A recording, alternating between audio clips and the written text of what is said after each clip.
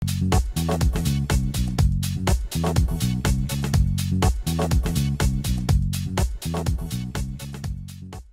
and happy Monday. My name is Carol Dunlop and I'm going to be your hostess for this series of informational news bits that you can use in your daily business life to help you do everything better. This series that premieres on Mondays and will continue every Monday is called DIY Design. And through it, we're going to help you to get the most out of your design work if you have to do it yourself, or to help you if you have to hire someone. We'll include news, information, tidbits, and things that will definitely help you. To get started, let's look at some logo design.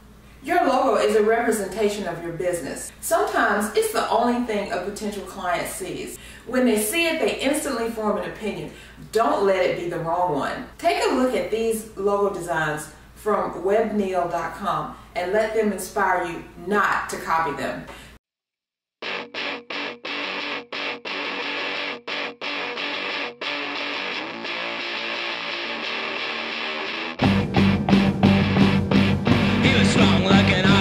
Raised on the docks, hauling crates full of lead till his brothers lay dead, but she was weak like a baby ox.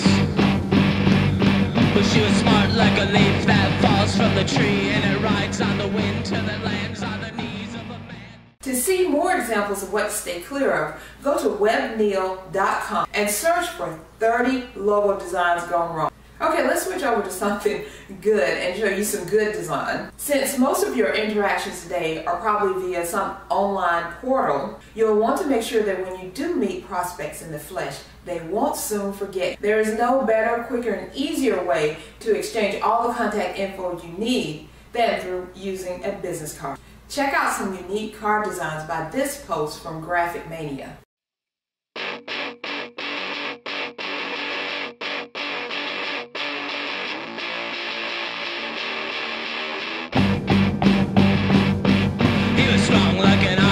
Raised on the docks, hauling crates full of lead till his brothers lay dead, but she was weak like a baby ox.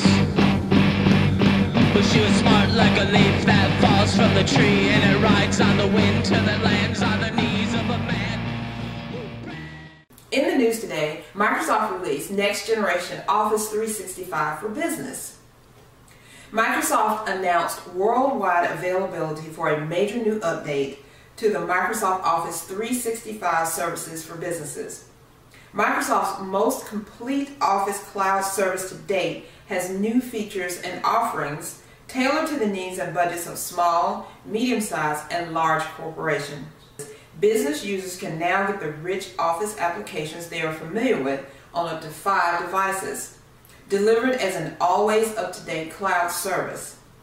Office 365 features enhanced enterprise social capabilities with SharePoint and Yammer today, and linked Skype connectivity for presence, instant messaging, and voice by June.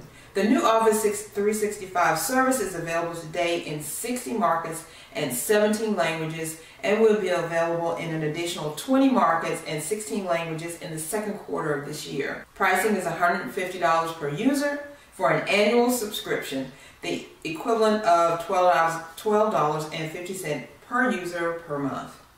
You may purchase Office directly from Microsoft or through an authorized retail outlet or partner. More information on Office and how to sign up for a free trial is available at www.office.com. In other news, get Photoshop for $19 a month. That's coming up. Here's a tip for a web design do. Customer interaction. People come to your website to find out more about your product or service. Once they get there, they may have questions, and your site should have the answers in some way, shape, or form.